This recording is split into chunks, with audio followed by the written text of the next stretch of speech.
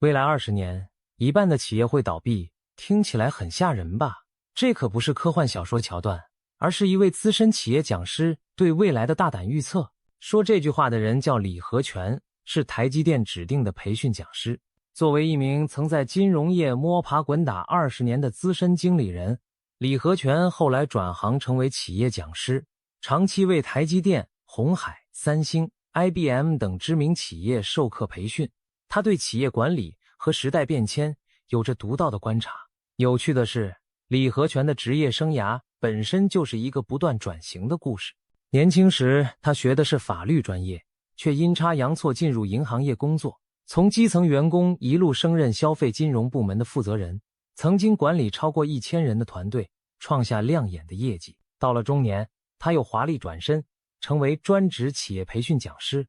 如今，李和全拥有30年的讲师资历，曾为台积电、鸿海、三星、IBM 等众多国际级企业及政府单位授课辅导，还著有畅销书，专门研究如何管理新生代员工。他被台积电这样的一流科技公司聘为指定讲师，也说明了他对科技与人才趋势的深刻洞察。正因为亲眼目睹了无数企业兴衰的案例，李和全对未来充满了危机意识。他抛出了未来20年一半企业会倒掉这样的论断，绝非哗众取宠，而是希望提醒所有人，剧烈的变化即将到来，谁都无法置身事外。李和全的预言背后，其实反映了他对未来趋势的判断。简而言之，未来20年里，科技、经济、社会将发生翻天覆地的变化，多重冲击将淘汰那些跟不上的企业。首先，技术创新日新月异，新技术不断颠覆旧模式。其次，数字化转型将成为企业生死存亡的关键，不拥抱数字时代的企业会被边缘化。再次，员工世代交替，新生代的价值观与工作方式颠覆传统，人才争夺战愈演愈烈。最后，全球对于永续发展的要求，如碳中和，也在重塑商业环境。这些因素叠加在一起，就像几股巨浪同时袭来，不适应浪潮的企业终将被浪花吞没。事实上，企业平均寿命缩短已是大势所趋。有研究指出，每经过10年左右，市场上的公司就会消失一半。今天如日中天的企业，20年后依然存在的可能寥寥无几。这听起来令人沮丧，但也是现实写照。所以李和全并非危言耸听，而是道出了残酷的真相，那就是并非所有今天成功的企业都能活到明天。未来20年，几项关键技术和趋势将深刻改变各行各业。下面我们来看看其中最重要的几股力量。人工智能 AI 将赋予机器学习和决策的能力。如今 AI 已经可以撰写文章、绘画、写代码，甚至通过医生执照考试，让人不禁怀疑，未来10年会不会连医生都被 AI 替代？尽管 AI 要彻底取代医生还有许多难题，比如缺乏人情味和综合判断力，但毫无疑问，它将取代许多重复性的脑力工作，从客服到翻译，从司机到分析师，凡是能够被算法替代的岗位都将面临冲击。对于企业来说，善用 AI 的公司将大幅提升效率，而拒绝 AI 的公司可能被远远甩在后面。自动化将进一步由机器替代人工劳动，工厂里的机器人手臂可以昼夜不停地工作，不需要休息，效率远超人工。有些先进工厂甚至可以关灯生产，因为机器人不需要照明。流水线上的工人数量正在减少，取而代之的是操作和维护机器的技术人员。除了制造业，服务业也在加速自动化，比如无人收银、自助点餐、机器人大厨，这些过去只能在科幻电影中看到的场景正逐步成为现实。企业引入自动化可以大幅降低成本和减少错误，但如果一家企业迟迟不愿意自动化，它的竞争对手很可能已经用更低的成本抢走了市场。区块链技术带来了商业信任机制的改变。区块链就像一本公开且无法篡改的账本，让陌生人之间也能安全地进行交易。它催生了加密货币、去中心化金融等新兴领域。未来，它可能减少对中介机构的依赖。想象一下，买房子不再需要经过繁琐的第三方公证，而是用智能合约自动完成过户。对于金融、供应链等行业来说，区块链既是机遇，也是挑战。拥抱它的企业可以建立全新的商业模式，而无视它的企业可能发现自己被时代甩在身后。碳中和的趋势源自全球对气候变化的重视，许多国家承诺在未来几十年实现碳中和，这意味着各行业都必须大幅降低碳排放。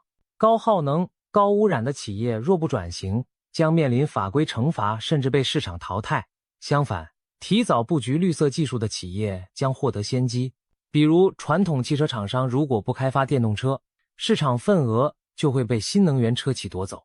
能源公司不投资清洁能源，未来就可能被新能源企业取代。碳中和不是空洞的口号，而是在重塑游戏规则，迫使企业采用新能源，优化供应链，提高能效。能顺应这股绿色浪潮的企业，将在新时期立于不败之地。技术的飞速发展不仅体现在新的产品和生产线上，也改变着企业运营的方方面面。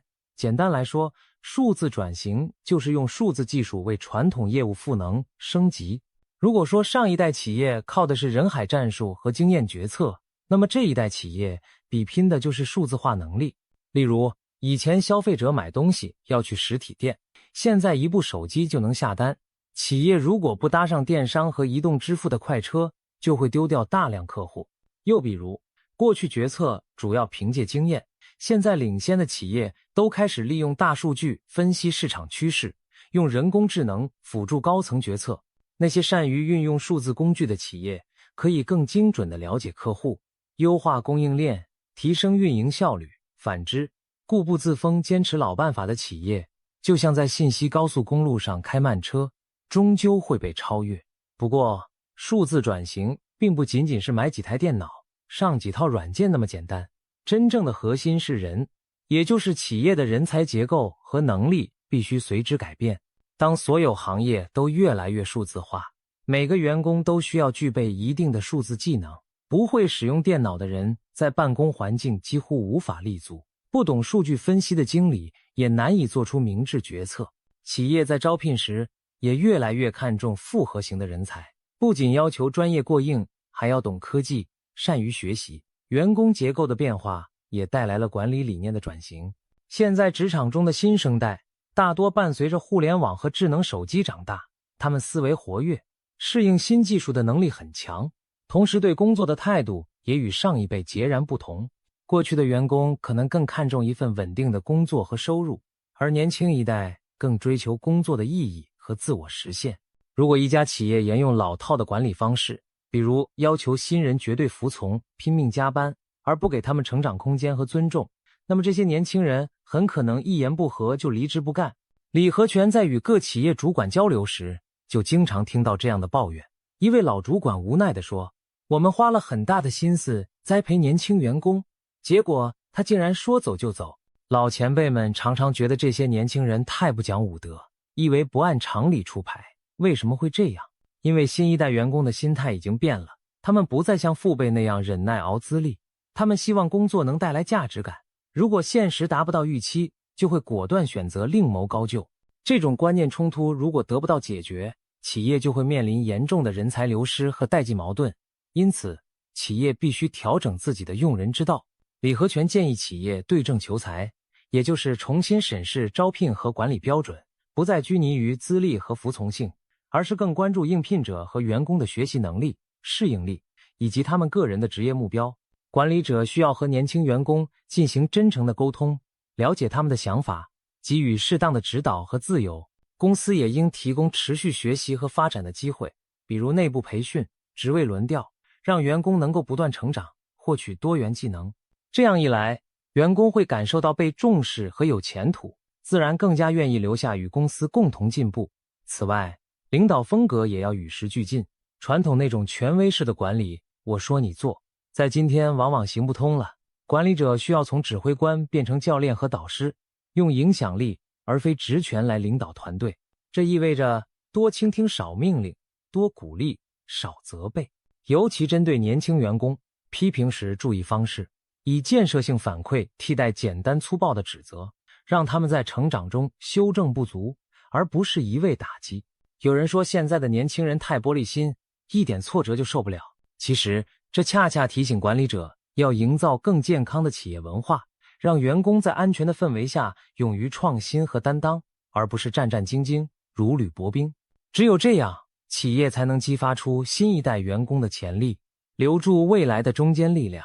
总之，数字转型的成功不仅取决于技术升级，更取决于人心和组织文化的同步升级。能够实现人才结构优化，让不同年龄层的员工各展所长的企业，才有希望在未来的竞争中立于不败之地。相反，如果一个公司内部仍旧固守陈旧的管理方式，不重视人才培养和凝聚，那么即使投入再多高科技，也难逃被时代淘汰的命运。除了技术和人才，商业模式本身也在发生巨大的变革。技术进步往往催生全新的商业模式，以前赚钱的套路，在新的时代可能突然就失灵了。想想看，当年租影片是很平常的事，顾客要看电影就去租 DVD 或录像带。Blockbuster 这样的连锁录像带租赁店曾经遍布美国各地，风光一时。可是流媒体和在线视频兴起后，租 DVD 的生意几乎在短短几年内就被淘汰了。曾经的行业巨头 Blockbuster 最终宣告破产，而抓住流媒体趋势的 Netflix 崛起成为新的娱乐霸主。又比如摄影行业的巨变，柯达公司曾是胶卷时代的王者，每个人拍照都离不开柯达的胶卷。可是数码相机和后来智能手机摄影的出现，迅速颠覆了人们拍照的方式。柯达因为眷恋传统业务，没能及时全面转型，最终在2012年申请破产保护。与此形成对比的是，拥抱数字技术的企业，相机厂商也好，手机厂商也好，迅速占领了市场。如今，人们几乎已经不再使用胶卷相机，柯达的失败成为商学院里经典的反面教材。在中国，传统零售业也经历了类似的冲击。一方面，电子商务的兴起让许多实体零售店客流锐减，一些老牌百货商场如果没有尽早布局线上渠道，就只能眼睁睁看着市场被淘宝、京东这些电商平台抢走。另一方面，新业态层出不穷，共享经济、O2O 服务等改变了消费者的生活方式。例如，共享单车和网约车的出现，改变了人们出行和用车的习惯。这些创新模式往往不是出自传统大公司，而是由新创企业引领。老牌企业面临的困境在于，他们常常受制于过去的成功经验，被所谓的路径依赖所束缚。以前的成功让他们形成了一套固定的思维方式和流程，身躯庞大，转身不易。一方面，大企业内部官僚体系复杂，决策链条长，想尝试新模式往往阻力重重。等到层层批准下来，市场风向可能已经变了。另一方面，他们也容易自我安慰，认为自己有资金、有品牌、有渠道，短期内就算不创新也不会垮。但事实是，当新的商业模式出现时，往往发展速度超乎想象。一旦临界点到来，后知后觉的公司就会陷入被动。相比之下，新兴企业没有历史包袱，敢于打破常规，采用颠覆式的商业模式。他们尝试用不同的方式为客户提供价值，哪怕一开始不成熟，也在不断调整中进化。一旦新模式被市场接受，传统巨头再想追赶就难了。正如硅谷常说的那句话，如果你不颠覆自己，就会被别人颠覆。在当今时代，这句话尤其真实。这也解释了为什么李和全断言一半的企业可能会倒下，并不是这些老牌企业不努力，而是在大潮面前稍有迟疑就可能错失良机。有的行业或企业可能因为错过一个技术拐点，从此一蹶不振，而那些勇于自我革新的公司反而能在变局中焕发生机。确实，有一些传统企业成功转型为新商业模式的典范，但更多的则是在时代车轮下渐渐沉寂。总而言之，商业模式绝非一成不变，能够根据时代调整战略，拥抱新模式的企业才能基业长青。而躺在功劳簿上吃老本的公司，终将发现自己的模式被新时代无情的抛弃。聊了这么多宏观层面的变化，你可能会问，作为普通人，我们该怎么办？半数企业都会倒掉，那我们岂不是很危险？别慌，每次大变革中，个人其实既是受影响者，也可以成为改变的参与者。时代洪流的确无可避免，但如果我们能与时俱进，也完全可以在新环境中找到自己的位置。首先，持续学习是王道。以前也许拿到大学文凭就万事大吉，但现在知识更新太快，活到老学到老已经成为常态。我们必须不断给自己充电，也就是学习新技能、新知识，紧跟时代步伐。不管你是刚入职场的新人，还是资深员工，都需要持续学习。比如会一点编程，懂一些数据分析，对各行各业来说都是有益的。就算不当程序员，至少要理解电脑和网络的基本原理，因为未来几乎每份工作都和技术有关。其次，培养自己的不可替代性，意思就是让自己具备那些机器和 AI 难以取代的能力。举例来说，创造力、沟通能力、同理心、复杂问题解决能力等，都是人工智能短期内无法完全复制的。如果你的工作全是重复性的流程，那么被自动化取代的风险就很高。但如果你能够提供机器没有的独特价值，比如人情味、创意洞察或者跨领域的综合判断，那么你在职场上就更具竞争力。再次，要有开放的心态，拥抱变化，这也被称为成长型思维模式。不要害怕新技术、新方法，尝试去了解并使用它们。很多人一听说 AI 要来了，就忧心忡忡，担心它抢饭碗。其实不如换个思路，想想怎样把 AI 变成你的工具。比如你是做营销的，可以尝试用 AI 辅助撰写文案，加快创意产出。你是工程师，可以用 AI 帮你生成代码框架，然后你再专注优化核心部分。把 AI 当成助手而非敌人，你会如虎添翼，工作效率和成果都会提升。还有，不要把自己的职业生涯框死在一个轨道上，未来很少有人能一辈子只从事一个职业。我们要做好在不同阶段转型的准备。成为斜杠青年是一个思路，意思是在发展主业的同时，培养副业技能，或者让自己的能力横跨多个领域，这样某个行业不景气时，你还有别的路可以走。当然，并不是要大家都去身兼数职累到猝死，而是要经营多元化的技能树，让自己有弹性，有选择。另外，保持对外界的敏锐和人脉的多样也很重要，多关注行业趋势，多结交各领域朋友。当一个旧岗位消失时，你也许能通过社交网络发现新的机会。有时候，一扇门关上了，另一扇门会通过朋友圈打开。心态上也要接受不确定性是新常态。过去的人讲究铁饭碗，但如今，与其奢望一劳永逸，不如练就在变化中求生存的本领。把职业看作不断进化的过程，每一次变化都是让自己升级的契机。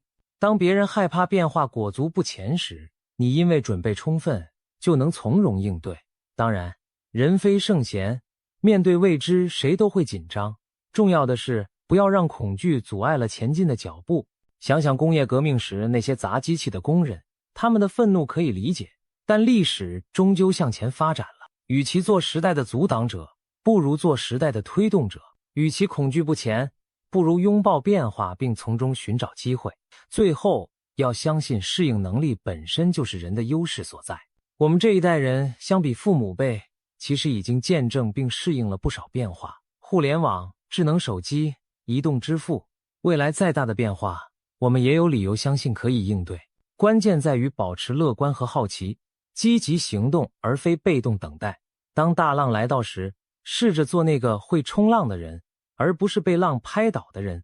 放眼历史，我们可以发现，技术革命引发的巨变由来已久。过去的工业革命、信息革命都曾颠覆人们的生活和工作，也带来了阵痛和挑战。如果了解那些历史，我们也许能更从容地看待今天的变革。18世纪中叶开始的工业革命是人类历史上最剧烈的转型之一。蒸汽机的发明开启了机器大生产时代，大批工厂涌现，以往靠手工纺织为生的工匠失去了饭碗，因为机器织布效率更高，产量更大。当时不少手工业者非常抗拒，甚至发生了著名的卢德运动。当时愤怒的纺织工人砸毁机器，试图阻止变革。然而，科技的洪流不是人力所能逆转的，机械化生产最终还是取代了手工模式。许多工人不得不转而学习操作机器，适应新的工作岗位。同时，工业革命带来了城市化浪潮，大量农村人口涌入城市当产业工人，社会结构从乡村农业为主变为城市工业为主。当时的人们对这种天翻地覆的变化既兴奋又恐惧。一方面，工厂的出现极大提升了生产效率，物质财富开始以前所未有的速度增长，铁路、电报等新技术让远距离交通和通信变得快捷，世界似乎缩小了。另一方面，社会也出现了新问题，工人长时间劳作在恶劣的环境中，贫富差距拉大，传统的生活方式被打乱。这些问题后来促使了工会运动的兴起和政府对劳动条件的干预。可以说，工业革命既带来了进步，也逼着社会进行配套的改革，最终人们找到了新的平衡。再看看20世纪的信息革命，计算机和互联网的出现再次彻底改变了社会面貌。早在上世纪50、60年代，大型计算机就开始用于科学研究和政府机构。到70年代，企业里也出现了电脑的身影。一台电脑可以完成过去几十人才能完成的计算和存储任务，这让很多传统岗位的需求减少了。比如，会计从手工记账变成使用电子表格，打字员被文字处理软件取代。过去庞大的人工档案管理部门因为有了数据库而精简。到了90年代，互联网普及打开了信息全球化的大门，获取信息、沟通联络变得前所未有的方便。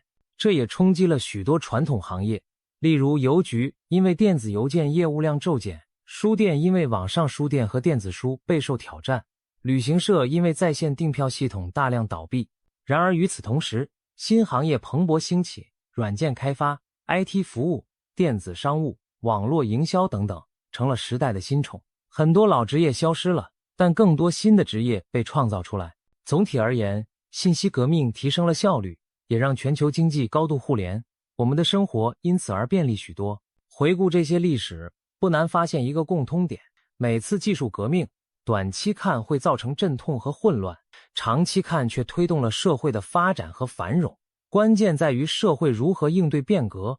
工业革命时代，人们最终通过立法和工会改善了劳动者的待遇，确保产业工人也能分享经济增长的果实。信息革命时代，各国也逐步完善了知识产权、信息安全等法律法规，教育体系也增加了计算机相关学科，培养数字人才。历史经验告诉我们，人类会遇到问题，但也会想办法解决问题，并从危机中诞生新的秩序。今天，我们正经历的 AI 和自动化革命，无疑是另一场深刻的社会变革。很多人担心 AI 抢工作、自动化造成失业潮，这些担忧和过去人们对机器和电脑的担忧如出一辙。但历史的韵律似乎在重复，每一次技术进步都会有部分人受到冲击，同时也有新的机会出现。那些能抓住机遇的人成为了下一代的领跑者，而那些拒绝变化的人则被历史的洪流所淹没。所以当李和全说未来20年会有一半企业倒掉时，我们不妨把它看作又一次时代转型的缩影。类似的话其实放在过去每一个重大转折点都适用，只是比例和节奏不同而已。区别在于这一次变化的节奏更快，范围更广，我们必须比前人跑得更快，才能跟上技术革命的步伐。技术消灭一些工作的同时，也会创造出新的工作，这一点在历史上已经多次得到验证。展望未来20年，随着人工智能、大数据、绿色能源、太空探索等领域的发展，我们可以期待许多新职业的涌现。举几个可能出现的有趣职业例子，让我们先睹为快。人工智能训练师负责训练 AI 模型，就像老师教小孩一样，教 AI 识别图像、理解语言等。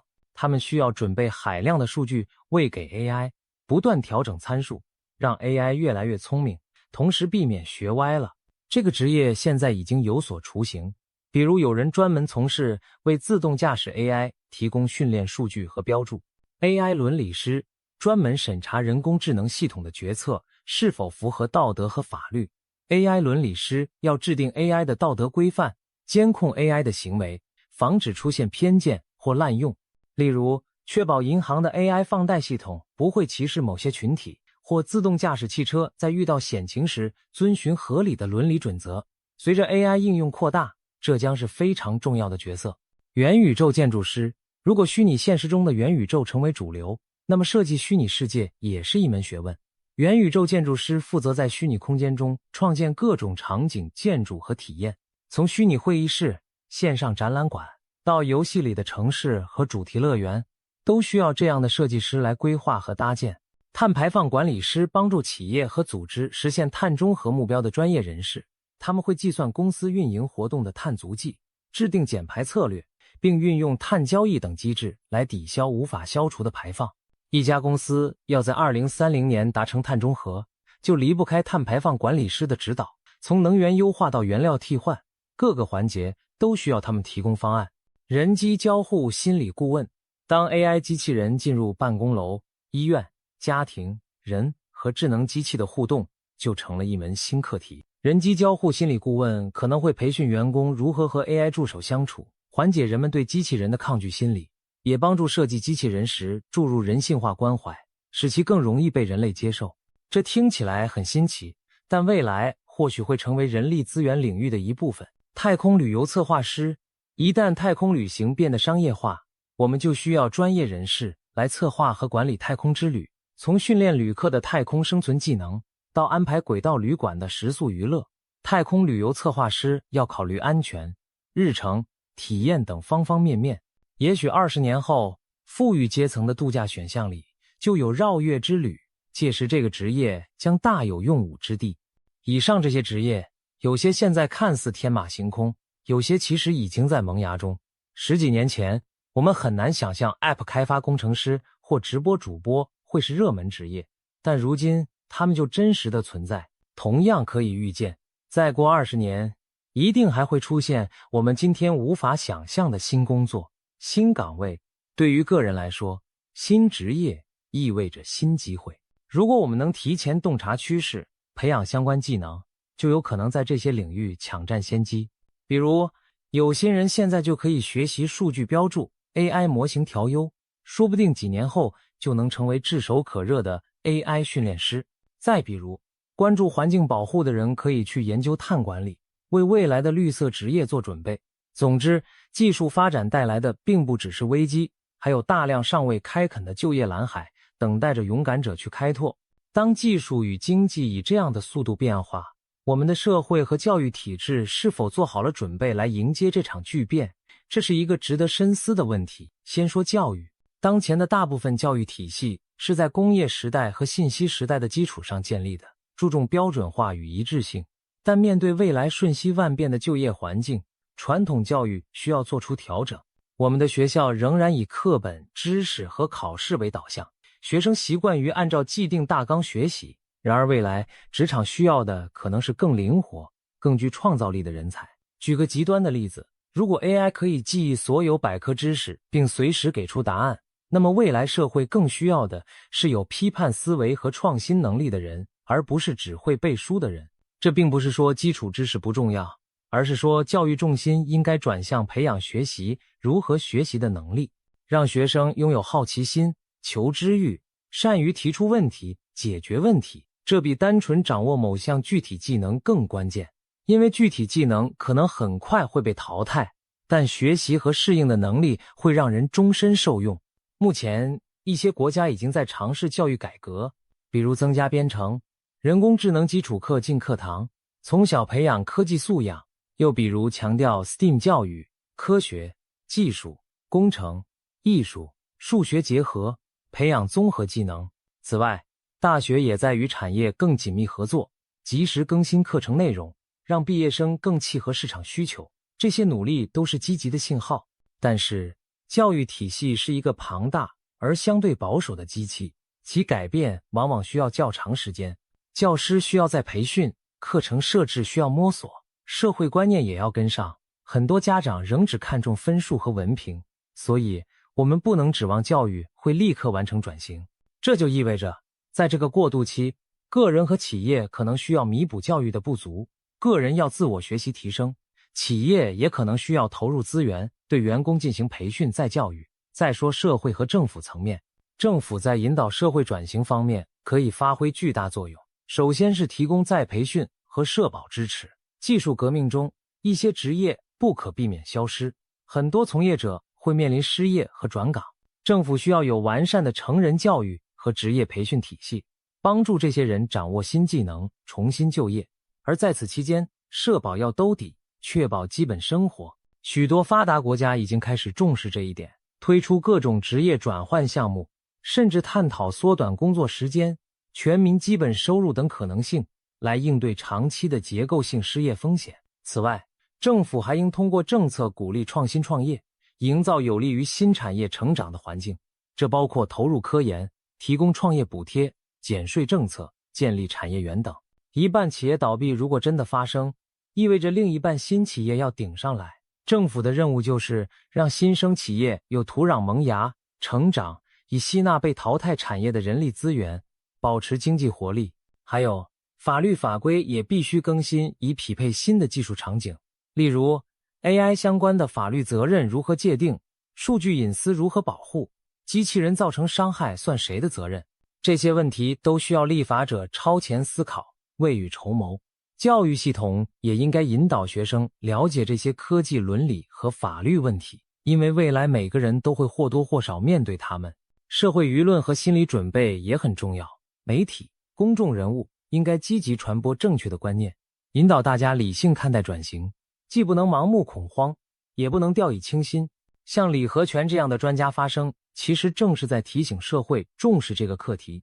只有全社会都有了危机意识，才能形成合力去应对。总结来说，目前我们的社会和教育对即将到来的变革还在起步阶段，有人走在前面，也有很多地方需要追赶。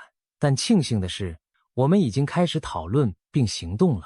未来20年会是充满变化的20年，也是考验社会韧性的20年。如果教育者、政策制定者、企业和个人都能看到这一点，并积极作为，我们就有希望将这场变革的震荡降到最低，把握住其中的机遇。当李和全预言未来20年一半企业会倒掉时，很多人第一反应是震惊和忧虑。这句话无疑给所有现有的企业和从业者敲响了警钟。时代的列车一路飞奔向前，过去的辉煌无法保证未来的地位。然而，我们也大可不必过度恐慌，不妨将这场大洗牌看作新旧交替的过程。旧的模式被打破，新的模式将在废墟上建立。旧的企业退出舞台，新的企业会登场亮相。对于有准备的人来说，大变革时代反而是大有可为的时代。重要的是，我们选择以什么姿态去迎接它，是固步自封，做那个被淘汰的一半，还是顺势而为，成为幸存并繁荣的那一半。俗话说，当变革的风吹起时，有人筑墙挡风，有人造风车乘风。我们要努力做后者，利用变化的力量让自己飞得更高。正如生物进化论所揭示的，生存下来的物种不是最强壮或最聪明的，而是最能适应变化的。对于企业和个人来说都是如此。能够在未来胜出的，一定是那些拥抱变化、快速学习的人和组织。还记得我们开头提出的那个问题吗？未来10年，会不会连医生都被 AI 替代？也许10年后真的会出现 AI 医生，但更可能的情况是，医生这个职业已经与 AI 深度融合。AI 或许负责辅助诊断，处理繁琐的基础工作，而人类医生则专注于复杂决策和与病人的情感沟通。医生不会消失，只会变得和以前不一样。同理，各行各业都会发生类似的转变。与其担心自己的职业消亡，不如思考如何在新的分工中发挥自己的特长。未来并不可怕，它只是充满未知。我们站在变革的风口浪尖，既是历史的见证者，也是未来的创造者。一半企业的消亡，也意味着另一半企业的重生。对个人而言，危机背后也总有新的转机。也许多年后回望今天，我们会惊叹自己当初竟亲历了一场如此浩大的时代转型。而庆幸的是，我们抓住了机会，参与并见证了新世界的诞生。李和全的警示发人深省，但更重要的是，我们从中得到的启发是未雨绸缪，主动求变，让我们以开放的心态迎接明天的太阳。